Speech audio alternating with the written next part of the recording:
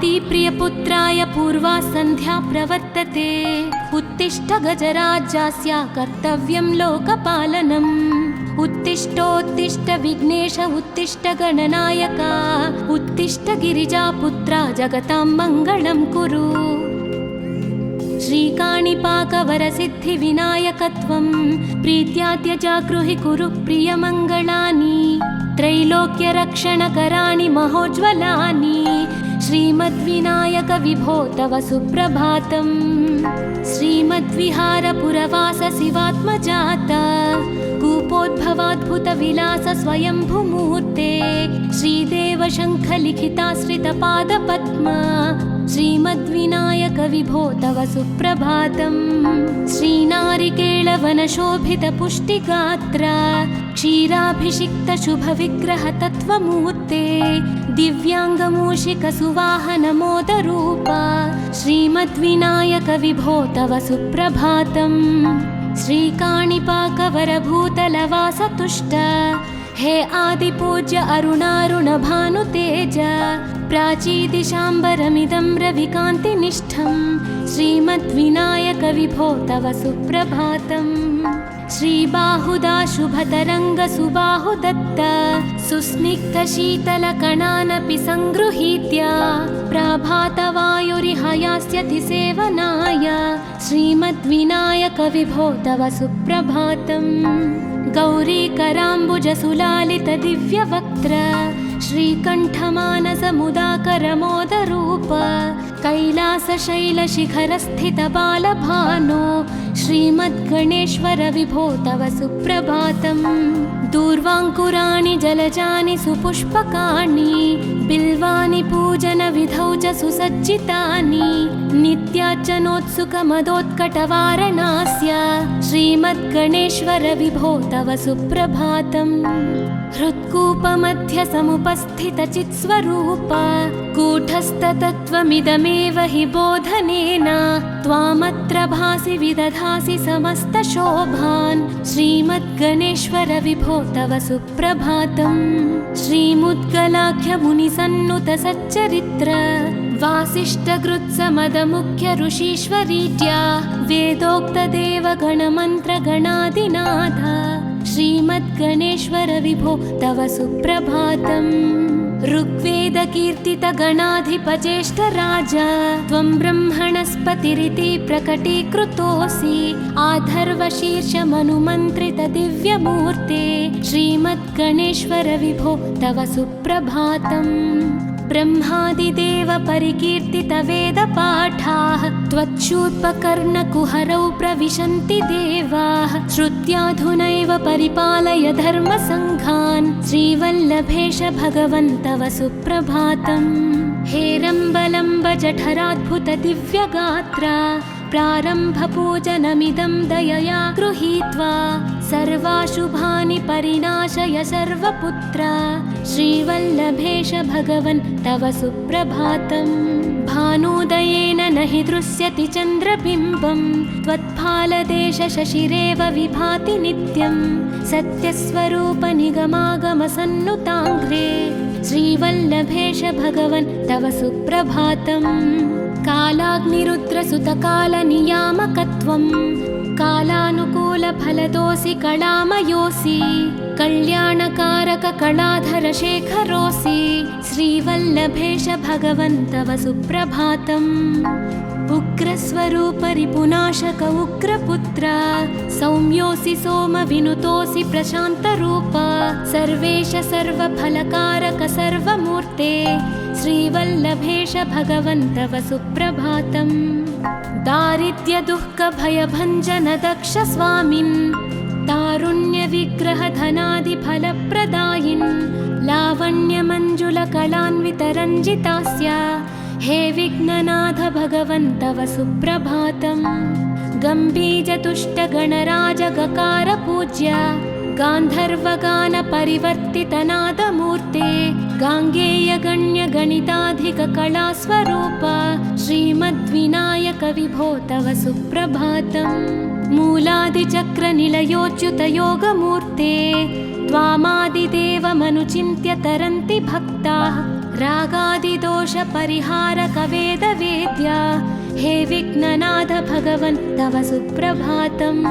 लक्ष्म्यादिशक्तियुतशक्तिगणेश्वरोऽसि दिव्याक्षरोऽसि शुभमन्त्रविराजितोऽसि तन्त्रादिभिर्नुतनतेष्टतवल्लभेश हे विघ्ननाथ भगवन् तव सुप्रभातम्। नागोपवीतधरनाथ विनोदचित्त नागास्य नाशितमहाघनतानुरक्त आनन्दतुन्दिलतनो बहिरान्तरस्थ हे विघ्ननाथ भगवन् तव सुप्रभातम्। भद्रे भवक्त्र नवभद्रद भद्रतेज रुद्रप्रियात्मज मदद्रव शक्तियुक्त आद्रीशजा मधुरवत्सलता निधान हे विघ्ननाथ भगवन् तव सुप्रभातम्। सर्वार्थसिद्धिफलदायक बुद्धिदायिन् विघ्नाद्रिवज्रपरिपूज्य चतुर्थी काले भद्रं पदं दिशसि भक्तगणार्थितोऽसि हे विघ्ननाथ भगवन् तव सुप्रभातम्। बालादिभव्य बहुरूपधरोऽसि देव चिन्तामणिस्त्वमसि सर्वफलप्रदोऽसि त्वन्नाम दिव्यमणिरस्ति जगद्धिताय हे विघ्ननाथ भगवन् तव सुप्रभातम्।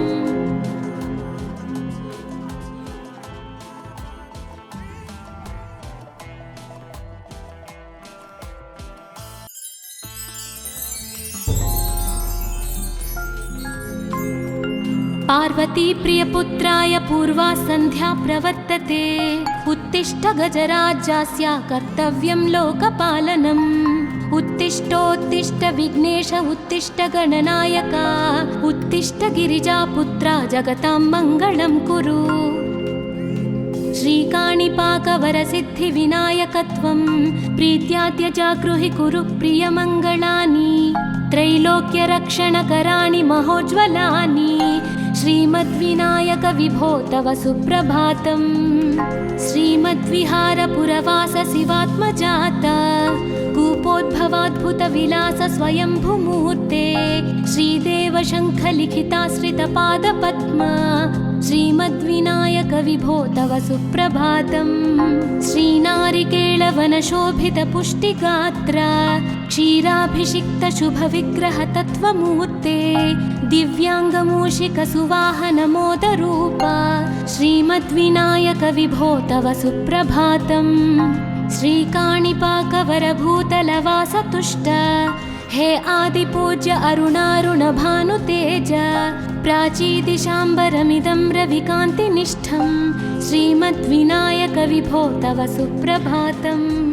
श्रीबाहुदा शुभतरङ्गसुबाहुदत्त सुस्निग्धशीतलकणानपि सङ्गृहीत्य प्राभातवायुरिह यास्यति सेवनाय श्रीमद्विनायक विभो तव सुप्रभातम्। गौरीकराम्बुजसुलालितदिव्यवक्त्र श्रीकण्ठमानसमुदाकरमोदरूप कैलासशैलशिखरस्थितबालभानो श्रीमद्गणेश्वर विभो तव सुप्रभातम्। दूर्वाङ्कुराणि जलजानि सुपुष्पकाणि बिल्वानि पूजनविधौ च सुसज्जितानि नित्यार्चनोत्सुकमदोत्कटवारणास्य श्रीमद्गणेश्वर विभो तव सुप्रभातम्। हृत्कूपमध्यसमुपस्थितचित्स्वरूप कूटस्थतत्त्वमिदमेव हि बोधनेन त्वामत्र भासि विदधासि समस्तशोभान् श्रीमद्गणेश्वर विभो तव सुप्रभातम्।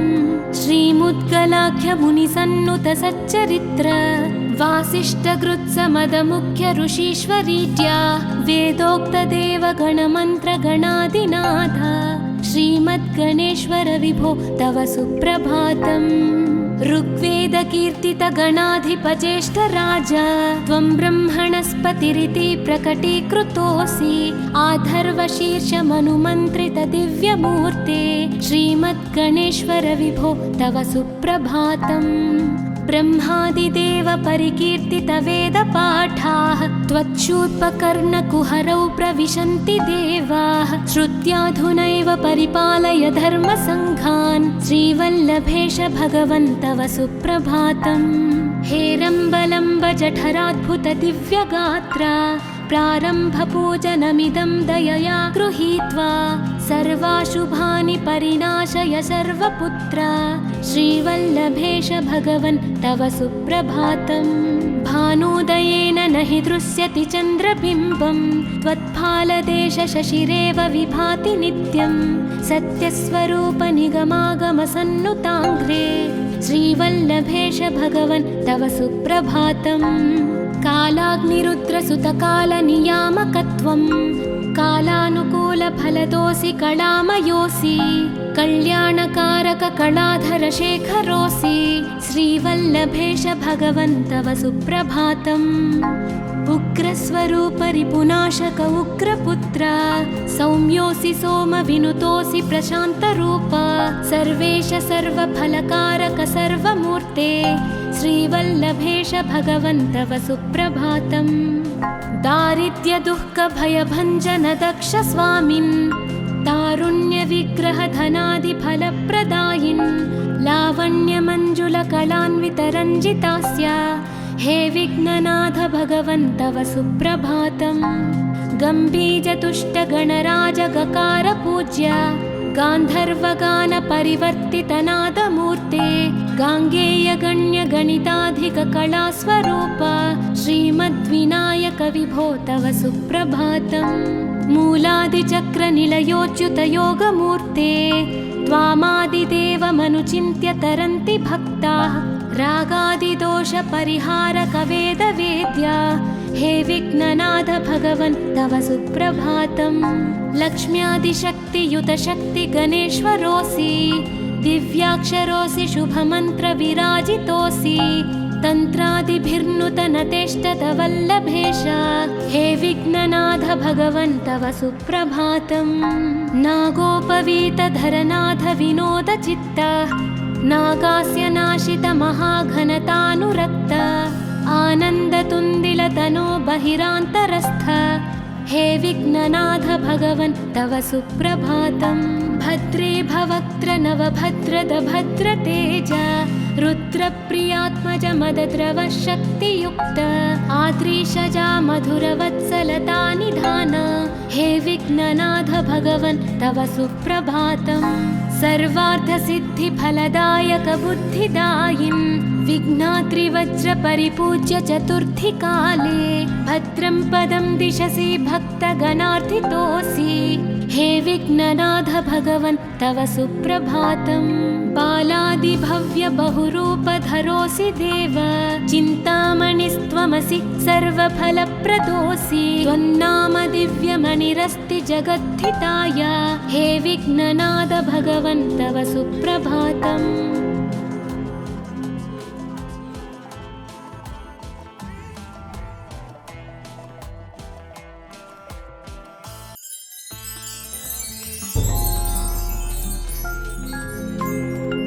पार्वती प्रियपुत्राय पूर्वा सन्ध्या प्रवर्तते उत्तिष्ठ गजराज्यस्य कर्तव्यं लोकपालनम्। उत्तिष्ठोत्तिष्ठ विघ्नेश उत्तिष्ठ गणनायक उत्तिष्ठ गिरिजापुत्रा जगतां मङ्गलं कुरु।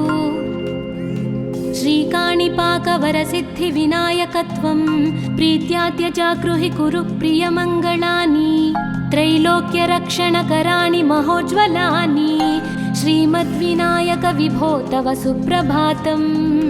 श्रीमद्विहारपुरवास शिवात्मजात कूपोद्भवाद्भुतविलास स्वयंभुमूर्ते श्रीदेव शङ्खलिखिताश्रितपादपद्मा श्रीमद्विनायक विभो तव सुप्रभातम्। श्रीनारिकेळवनशोभितपुष्टिगात्र क्षीराभिषिक्तशुभविग्रह तत्त्वमूर्ते दिव्याङ्गमूषिकसुवाहनमोदरूप श्रीमद्विनायक विभो तव सुप्रभातम्। श्रीकाणिपाकवरभूतलवासतुष्ट हे आदिपूज्य अरुणारुण भानुतेज प्राचीदिशाम्बरमिदं रविकान्तिनिष्ठं श्रीमद्विनायक विभो तव सुप्रभातम्। श्रीबाहुदा शुभतरङ्ग सुबाहुदत्त सुस्निग्धशीतलकणानपि सङ्गृहीत्य प्रभातवायुरिह यास्यति सेवनाय श्रीमद्विनायक विभो तव सुप्रभातम्। गौरीकराम्बुजसुलालित दिव्यवक्त्र श्रीकण्ठमानसमुदाकरमोदरूप कैलासशैलशिखरस्थित बालभानो श्रीमद्गणेश्वर विभो तव सुप्रभातम्। दूर्वाङ्कुराणि जलजानि सुपुष्पकाणि बिल्वानि पूजनविधौ च सुसज्जितानि नित्यार्चनोत्सुकमदोत्कटवारणास्य श्रीमद्गणेश्वर विभो तव सुप्रभातम्। हृत्कूपमध्य समुपस्थितचित्स्वरूप कूटस्थतत्त्वमिदमेव हि बोधनेन त्वामत्र भासि विदधासि समस्तशोभान् श्रीमद्गणेश्वर विभो तव सुप्रभातम्। श्रीमुद्गलाख्यमुनिसन्नुत सच्चरित्र वासिष्ठकृत्समदमुख्य ऋषीश्वरीत्या वेदोक्तदेवगणमन्त्रगणादिनाथ श्रीमद्गणेश्वर विभो तव सुप्रभातम्। ऋग्वेदकीर्तितगणाधिपज्येष्ठराज त्वं ब्रह्मणस्पतिरिति प्रकटीकृतोऽसि आधर्वशीर्षमनुमन्त्रित दिव्यमूर्ते श्रीमद्गणेश्वर विभो तव सुप्रभातम्।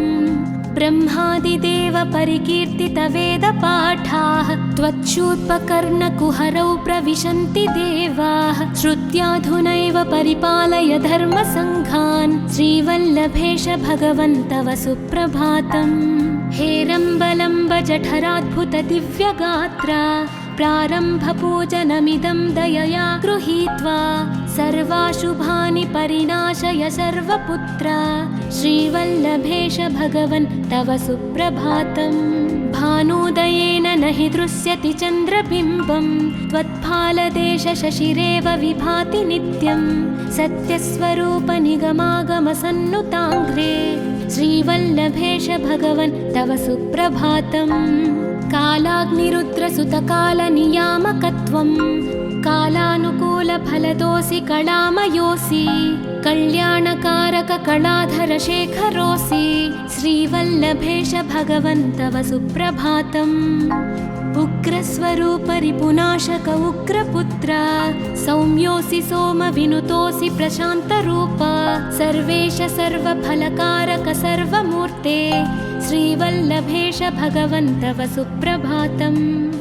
दारिद्र्यदुःखभयभञ्जन दक्ष स्वामिन् तारुण्यविग्रह धनादिफलप्रदायिन् लावण्यमञ्जुलकलान्वितरञ्जितास्य हे विघ्ननाथ भगवन् तव सुप्रभातम्। गम्भीजतुष्टगणराज गकार पूज्य गान्धर्वगान परिवर्तितनादमूर्ते गाङ्गेयगण्य गणिताधिक कलास्वरूप श्रीमद्विनायक विभो तव सुप्रभातम्। मूलादिचक्र निलयोच्युत योगमूर्ते त्वामादिदेवमनुचिन्त्य तरन्ति भक्ताः रागादिदोष परिहारक वेदवेद्या हे विघ्ननाथ भगवन् तव सुप्रभातम्।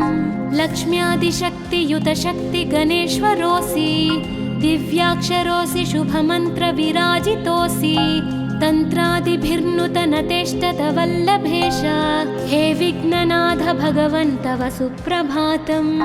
नागोपवीतधरनाथ विनोद चित्त नागास्य नाशित महाघनतानुरक्त आनन्दतुन्दिलतनो बहिरान्तरस्थ हे विघ्ननाथ भगवन् तव सुप्रभातम्।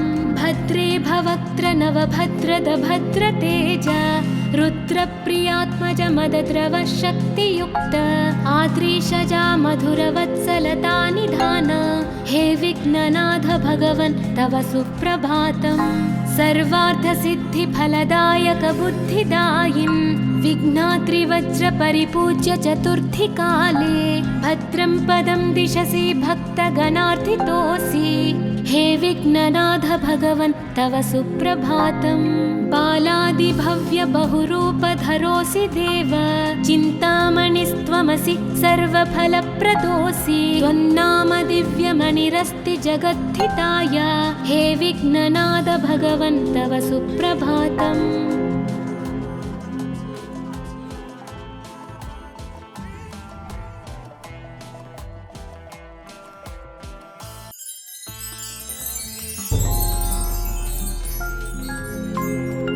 पार्वती प्रियपुत्राय पूर्वा सन्ध्या प्रवर्तते, उत्तिष्ठ गजराज्यास्य कर्तव्यं लोकपालनम्। उत्तिष्ठोत्तिष्ठ विघ्नेश उत्तिष्ठ गणनायक, उत्तिष्ठ गिरिजापुत्रा जगतां मङ्गलं कुरु। श्रीकाणिपाकवरसिद्धिविनायकत्वं प्रीत्याद्य जागृहि कुरु प्रियमङ्गलानि। त्रैलोक्यरक्षणकराणि महोज्ज्वलानि, श्रीमद्विनायक विभो तव सुप्रभातम्। श्रीमद्विहारपुरवास शिवात्मजात, कूपोद्भवाद्भुतविलास स्वयंभूमूर्ते।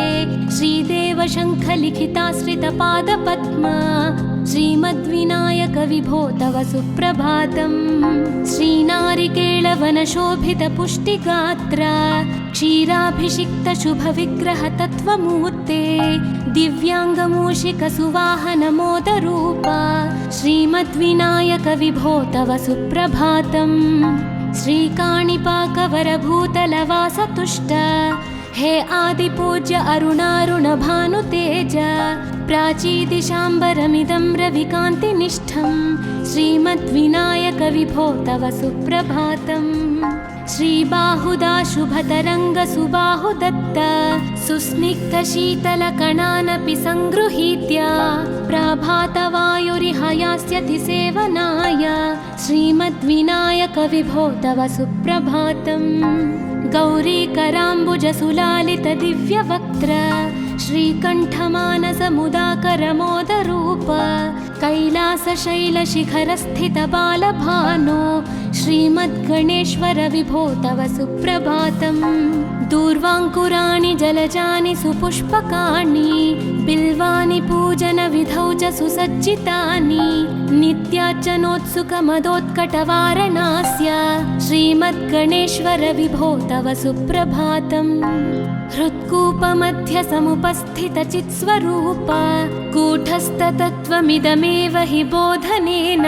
त्वामत्र भासि विदधासि समस्तशोभान्, श्रीमद्गणेश्वर विभो तव सुप्रभातम्। श्रीमुद्गलाख्यमुनिसन्नुतसच्चरित्र, वासिष्ठकृत्समदमुख्य ऋषीश्वरीत्या। वेदोक्तदेवगणमन्त्रगणादिनाथ, श्रीमद्गणेश्वर विभो तव सुप्रभातम्।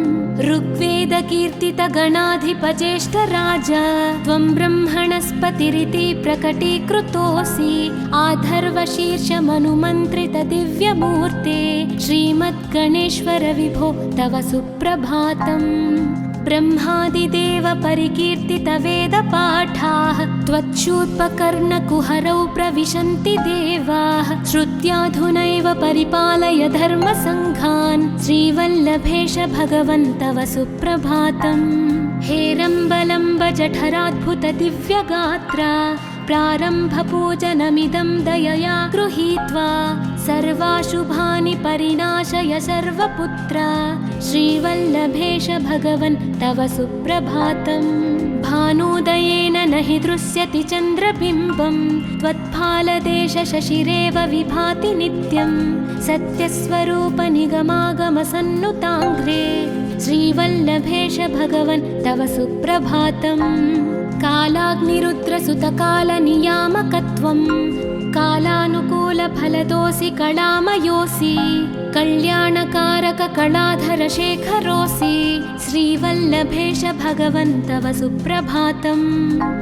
उग्रस्वरूप रिपुनाशक उग्रपुत्र, सौम्योऽसि सोमविनुतोऽसि प्रशान्तरूप। सर्वेश सर्वफलकारक सर्वमूर्ते, श्रीवल्लभेश भगवन् तव सुप्रभातम्। दारिद्र्यदुःखभयभञ्जन दक्ष स्वामिन्, तारुण्यविग्रहधनादिफलप्रदायिन् लावण्यमञ्जुलकलान्वितरञ्जितास्य हे विघ्ननाथ भगवन् तव सुप्रभातम्। गम्भीजतुष्टगणराजगकारपूज्य गान्धर्वगानपरिवर्तितनादमूर्ते गाङ्गेयगण्यगणिताधिककलास्वरूप श्रीमद्विनायक विभो तव सुप्रभातम्। मूलादिचक्रनिलयोच्युतयोगमूर्ते त्वामादिदेवमनुचिन्त्य तरन्ति भक्ताः रागादिदोषपरिहारकवेदवेद्या हे विघ्ननाथ भगवन् तव सुप्रभातम्। लक्ष्म्यादिशक्तियुतशक्तिगणेश्वरोऽसि दिव्याक्षरोऽसि शुभमन्त्रविराजितोऽसि तन्त्रादिभिर्नुतनतेष्टतवल्लभेश हे विघ्ननाथ भगवन् तव सुप्रभातम्। नागोपवीतधरनाथ विनोदचित्त नागास्य नाशित महाघनतानुरक्त आनन्दतुन्दिलतनो बहिरान्तरस्थ हे विघ्ननाथ भगवन् तव सुप्रभातम्। भद्रे भवक्त्र नवभद्रद भद्रतेज रुद्रप्रियात्मज मदद्रवशक्तियुक्त आद्रीशजा मधुरवत्सलता निधान हे विघ्ननाथ भगवन् तव सुप्रभातम्। सर्वार्थसिद्धिफलदायक बुद्धिदायिन् विघ्नात्रिवज्रपरिपूज्य चतुर्थीकाले भद्रं पदं दिशसि भक्तगणार्थितोऽसि हे विघ्ननाथ भगवन् तव सुप्रभातम्।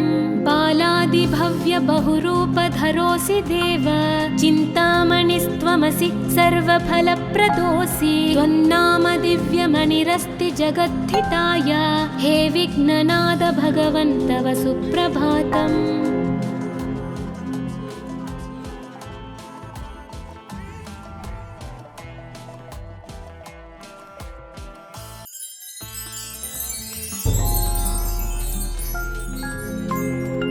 पार्वती प्रियपुत्राय पूर्वा सन्ध्या प्रवर्तते उत्तिष्ठ गजराज्यास्य कर्तव्यं लोकपालनम्। उत्तिष्ठोत्तिष्ठ विघ्नेश उत्तिष्ठ गणनायका उत्तिष्ठ गिरिजापुत्रा जगतां मङ्गलं कुरु।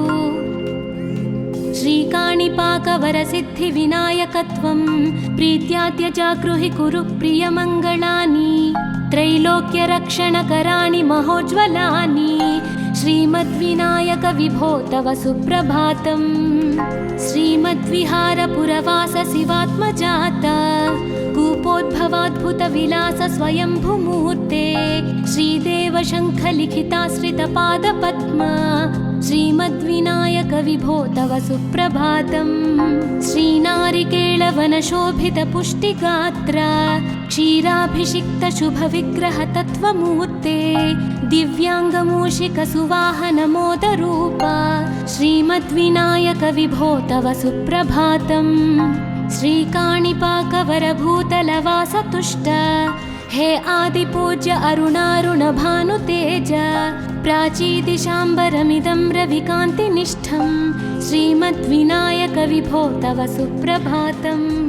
श्रीबाहुदा शुभतरङ्गसुबाहुदत्त सुस्निग्धशीतलकणानपि सङ्गृहीत्य प्राभातवायुरिह यास्यति सेवनाय श्रीमद्विनायक विभो तव सुप्रभातम्। गौरीकराम्बुजसुलालितदिव्यवक्त्र श्रीकण्ठमानसमुदाकरमोदरूप कैलासशैलशिखरस्थितबालभानो श्रीमद्गणेश्वर विभो तव सुप्रभातम्।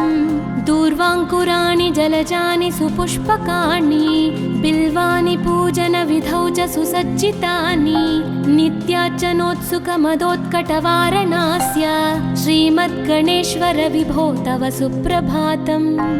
हृत्कूपमध्यसमुपस्थितचित्स्वरूप कूटस्थतत्त्वमिदमेव हि बोधनेन त्वामत्र भासि विदधासि समस्तशोभान् श्रीमद्गणेश्वर विभो तव सुप्रभातम्। श्रीमुद्गलाख्यमुनिसन्नुतसच्चरित्र वासिष्ठगृत्समदमुख्य ऋषीश्वरीड्या वेदोक्तदेवगणमन्त्रगणादिनाथ श्रीमद्गणेश्वर विभो तव सुप्रभातम्। ऋग्वेदकीर्तितगणाधिपज्येष्ठराज त्वं ब्रह्मणस्पतिरिति प्रकटीकृतोऽसि। आधर्वशीर्षमनुमन्त्रितदिव्यमूर्ते श्रीमद्गणेश्वर विभो तव सुप्रभातम्। ब्रह्मादिदेव परिकीर्तितवेदपाठाः त्वच्छूर्पकर्णकुहरौ प्रविशन्ति देवाः। श्रुत्याधुनैव परिपालय धर्मसङ्घान् श्रीवल्लभेश भगवन् तव सुप्रभातम्। हेरम्बलम्ब जठराद्भुतदिव्यगात्रा प्रारम्भपूजनमिदं दयया गृहीत्वा सर्वाशुभानि परिनाशय सर्वपुत्र श्रीवल्लभेश भगवन् तव सुप्रभातम्। भानुदयेन न हि दृश्यति चन्द्रबिम्बं त्वत्फालदेशशशिरेव विभाति नित्यं। सत्यस्वरूपनिगमागमसन्नुताङ्घ्रे श्रीवल्लभेश भगवन् तव सुप्रभातम्। कालाग्निरुद्रसुतकालनियामकत्वं कालानुकूलफलदोऽसि कलामयोऽसि। कल्याणकारककलाधरशेखरोऽसि श्रीवल्लभेश भगवन् तव सुप्रभातम्। उग्रस्वरूपरिपुनाशक उग्रपुत्र सौम्योऽसि सोमविनुतोऽसि प्रशान्तरूप। सर्वेश सर्वफलकारक सर्वमूर्ते श्रीवल्लभेश भगवन् तव सुप्रभातम्। दारिद्र्यदुःखभयभञ्जन दक्ष स्वामिन् तारुण्यविग्रहधनादिफलप्रदायिन् लावण्यमञ्जुलकलान्वितरञ्जितास्य हे विघ्ननाथ भगवन् तव सुप्रभातम्। गम्भीजतुष्टगणराजगकार पूज्य गान्धर्वगानपरिवर्तितनादमूर्ते गाङ्गेयगण्यगणिताधिककलास्वरूप श्रीमद्विनायक विभो तव सुप्रभातम्। मूलादिचक्रनिलयोच्युतयोगमूर्ते त्वामादिदेवमनुचिन्त्य तरन्ति भक्ताः। रागादिदोषपरिहारकवेदवेद्या हे विघ्ननाथ भगवन् तव सुप्रभातम्। लक्ष्म्यादिशक्तियुतशक्तिगणेश्वरोऽसि दिव्याक्षरोऽसि शुभमन्त्रविराजितोऽसि। तन्त्रादिभिर्नुतनतेष्टतवल्लभेश हे विघ्ननाथ भगवन् तव सुप्रभातम्। नागोपवीतधरनाथ विनोदचित्त नागास्य नाशित महाघनतानुरक्त आनन्दतुन्दिलतनो बहिरान्तरस्थ हे विघ्ननाथ भगवन् तव सुप्रभातम्। भद्रे भवक्त्र नवभद्रद भद्रतेज रुद्रप्रियात्मज मदद्रव शक्तियुक्त आद्रीशजा मधुरवत्सलता निधान हे विघ्ननाथ भगवन् तव सुप्रभातम्। सर्वार्थसिद्धिफलदायक बुद्धिदायिन् विघ्नात्रिवज्रपरिपूज्य चतुर्थीकाले भद्रं पदं दिशसि भक्तगणार्थितोऽसि हे विघ्ननाथ भगवन् तव सुप्रभातम्। बालादिभव्य बहुरूपधरोऽसि देव चिन्तामणिस्त्वमसि सर्वफलप्रदोऽसि। त्वन्नाम दिव्यमणिरस्ति जगद्धिताय हे विघ्ननाथ भगवन् तव सुप्रभातम्।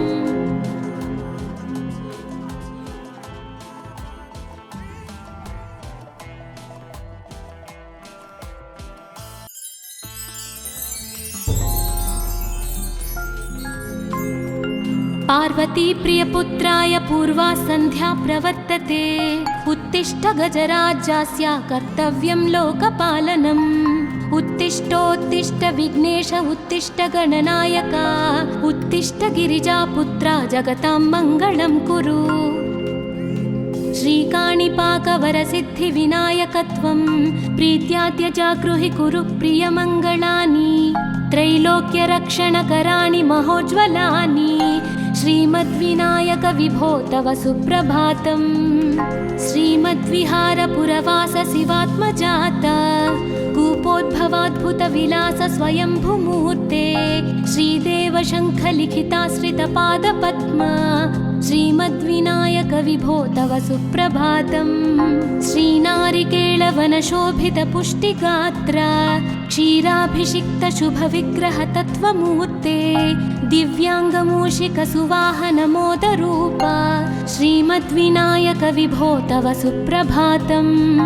श्रीकाणिपाकवरभूतलवासतुष्ट हे आदिपूज्य अरुणारुणभानुतेज प्राचीदिशाम्बरमिदं रविकान्तिनिष्ठं श्रीमद्विनायक विभो तव सुप्रभातम्। श्रीबाहुदा शुभतरङ्गसुबाहुदत्त सुस्निग्धशीतलकणानपि सङ्गृहीत्य प्रभातवायुरिहयास्यति सेवनाय श्रीमद्विनायक विभो तव सुप्रभातम्। गौरीकराम्बुजसुलालितदिव्यवक्त्र श्रीकण्ठमानसमुदाकरमोदरूप कैलासशैलशिखरस्थितबालभानो श्रीमद्गणेश्वर विभो तव सुप्रभातम्। दूर्वाङ्कुराणि जलजानि सुपुष्पकाणि बिल्वानि पूजनविधौ च सुसज्जितानि नित्यार्चनोत्सुकमदोत्कटवारणास्य श्रीमद्गणेश्वर विभो तव सुप्रभातम्।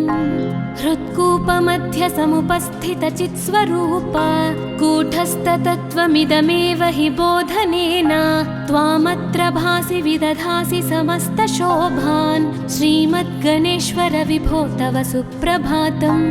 श्रीमुद्गलाख्यमुनिसन्नुतसच्चरित्र वासिष्ठकृत्समदमुख्य ऋषीश्वरीत्या वेदोक्तदेवगणमन्त्रगणादिनाथ श्रीमद्गणेश्वर विभो तव सुप्रभातम्। ऋग्वेदकीर्तितगणाधिपज्येष्ठराज त्वं ब्रह्मणस्पतिरिति प्रकटीकृतोऽसि आधर्वशीर्षमनुमन्त्रितदिव्यमूर्ते श्रीमद्गणेश्वर विभो तव सुप्रभातम्। ब्रह्मादिदेव परिकीर्तितवेदपाठाः त्वच्छूर्पकर्णकुहरौ प्रविशन्ति देवाः श्रुत्याधुनैव परिपालय धर्मसङ्घान् श्रीवल्लभेश भगवन् तव सुप्रभातम्। हेरम्बलम्ब जठराद्भुत दिव्यगात्र प्रारम्भपूजनमिदं दयया गृहीत्वा सर्वाशुभानि परिनाशय सर्वपुत्र श्रीवल्लभेश भगवन् तव सुप्रभातम्। भानोदयेन न हि दृश्यति चन्द्रबिम्बं त्वत्फालदेशशशिरेव विभाति नित्यं सत्यस्वरूप निगमागमसन्नुताङ्घ्रे श्रीवल्लभेश भगवन् तव सुप्रभातम्। कालाग्निरुद्रसुतकालनियामकत्वं कालानुकूलफलदोऽसि कलामयोऽसि कल्याणकारककलाधरशेखरोऽसि श्रीवल्लभेश भगवन् तव सुप्रभातम्। उग्रस्वरूप रिपुनाशक उग्रपुत्र सौम्योऽसि सोमविनुतोऽसि प्रशान्तरूप सर्वेश सर्वफलकारक सर्वमूर्ते श्रीवल्लभेश भगवन् तव सुप्रभातम्। दारिद्र्यदुःखभयभञ्जन दक्ष स्वामिन् तारुण्यविग्रहधनादिफलप्रदायिन् लावण्यमञ्जुलकलान्वितरञ्जितास्य हे विघ्ननाथ भगवन् तव सुप्रभातम्। गम्भीजतुष्टगणराजगकार पूज्य गान्धर्वगानपरिवर्तितनादमूर्ते गाङ्गेयगण्यगणिताधिककलास्वरूप श्रीमद्विनायक विभो तव सुप्रभातम्। मूलादिचक्रनिलयोच्युतयोगमूर्ते त्वामादिदेवमनुचिन्त्य तरन्ति भक्ताः रागादिदोषपरिहारकवेदवेद्या हे विघ्ननाथ भगवन् तव सुप्रभातम्। लक्ष्म्यादिशक्तियुतशक्तिगणेश्वरोऽसि दिव्याक्षरोऽसि शुभमन्त्रविराजितोऽसि तन्त्रादिभिर्नुतनतेष्टतवल्लभेश हे विघ्ननाथ भगवन् तव सुप्रभातम्। नागोपवीतधरनाथ विनोदचित्त नागास्य नाशित महाघनतानुरक्त आनन्दतुन्दिलतनो बहिरान्तरस्थ हे विघ्ननाथ भगवन् तव सुप्रभातम्। भद्रे भवक्त्र नवभद्रद भद्रतेज रुद्रप्रियात्मज मदद्रव शक्तियुक्त आद्रीशजा मधुरवत्सलता निधान हे विघ्ननाथ भगवन् तव सुप्रभातम्। सर्वार्थसिद्धिफलदायकबुद्धिदायिन् विघ्नात्रिवज्रपरिपूज्य चतुर्थीकाले भद्रं पदं दिशसि भक्तगणार्थितोऽसि। हे विघ्ननाथ भगवन् तव सुप्रभातम्। बालादिभव्य बहुरूपधरोऽसि देव, चिन्तामणिस्त्वमसि सर्वफलप्रदोऽसि। त्वन्नाम दिव्यमणिरस्ति जगद्धिताय, हे विघ्ननाथ भगवन् तव सुप्रभातम्।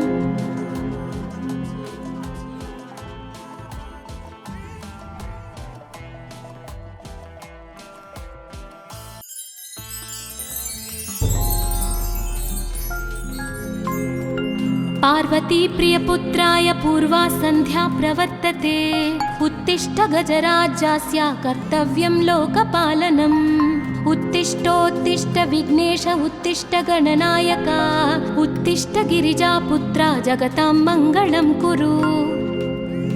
श्रीकाणिपाकवरसिद्धिविनायकत्वं प्रीत्याद्यजागृहि कुरु प्रियमङ्गलानि। त्रैलोक्यरक्षणकराणि महोज्ज्वलानि, श्रीमद्विनायक विभो तव सुप्रभातम्। श्रीमद्विहारपुरवास शिवात्मजात, कूपोद्भवाद्भुतविलास स्वयंभुमूर्ते। श्रीदेव शङ्खलिखिताश्रितपादपद्म, श्रीमद्विनायक विभो तव सुप्रभातम्। श्रीनारिकेळवनशोभितपुष्टिगात्र, क्षीराभिषिक्तशुभविग्रहतत्त्वमूर्ते। दिव्याङ्गमूषिकसुवाहनमोदरूप, श्रीमद्विनायक विभो तव सुप्रभातम्। श्रीकाणिपाकवरभूतलवासतुष्ट, हे आदिपूज्य अरुणारुणभानुतेज। प्राचीदिशाम्बरमिदं रविकान्तिनिष्ठं, श्रीमद्विनायक विभो तव सुप्रभातम्। श्रीबाहुदा शुभतरङ्गसुबाहुदत्त, सुस्निग्धशीतलकणानपि सङ्गृहीत्य। प्राभातवायुरिह यास्यति सेवनाय, श्रीमद्विनायक विभो तव सुप्रभातम्। गौरीकराम्बुजसुलालितदिव्यवक्त्र, श्रीकण्ठमानसमुदाकरमोदरूप। कैलासशैलशिखरस्थितबालभानो, श्रीमद्गणेश्वर विभो तव सुप्रभातम्। दूर्वाङ्कुराणि जलजानि सुपुष्पकाणि, बिल्वानि पूजनविधौ च सुसज्जितानि। नित्यार्चनोत्सुकमदोत्कटवारणास्य, श्रीमद्गणेश्वर विभो तव सुप्रभातम्। हृत्कूपमध्यसमुपस्थितचित्स्वरूप, कूटस्थतत्त्वमिदमेव हि बोधनेन। त्वामत्र भासि विदधासि समस्तशोभान्, श्रीमद्गणेश्वर विभो तव सुप्रभातम्। श्रीमुद्गलाख्यमुनिसन्नुतसच्चरित्र, वासिष्ठकृत्समदमुख्य ऋषीश्वरीत्या। वेदोक्तदेवगणमन्त्रगणादिनाथ, श्रीमद्गणेश्वर विभो तव सुप्रभातम्।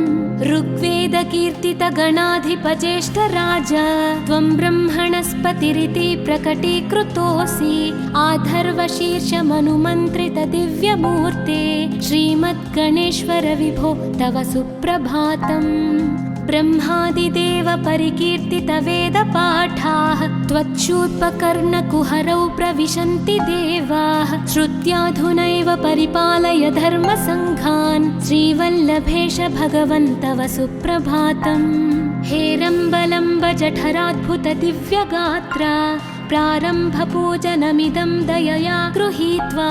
सर्वाशुभानि परिनाशय सर्वपुत्र, श्रीवल्लभेश भगवन् तव सुप्रभातम्। भानुदयेन न हि दृश्यति चन्द्रबिम्बं, त्वत्फालदेश शशिरेव विभाति नित्यं। सत्यस्वरूप निगमागमसन्नुताङ्घ्रे, श्रीवल्लभेश भगवन् तव सुप्रभातम्। कालाग्निरुद्रसुतकालनियामकत्वं, कालानुकूलफलदोऽसि कलामयोऽसि। कल्याणकारक कलाधरशेखरोऽसि, श्रीवल्लभेश भगवन् तव सुप्रभातम्। उग्रस्वरूप रिपुनाशक उग्रपुत्र सौम्योऽसि सोम विनुतोऽसि प्रशान्तरूप सर्वेश सर्वफलकारक सर्वमूर्ते श्रीवल्लभेश भगवन्तव सुप्रभातम् दारिद्र्य दुःख भयभञ्जन दक्ष स्वामिन् तारुण्य विग्रह धनादि फलप्रदायिन् लावण्य मंजुल कलान्वित रञ्जितास्य हे विघ्ननाथ भगवन्तव सुप्रभातम् गम्भीज तुष्ट गणराज गकार पूज्य गान्धर्वगान परिवर्तित नादमूर्ते गाङ्गेय गण्य गणिताधिक कलास्वरूप श्रीमद्विनायक विभो तव सुप्रभातम्।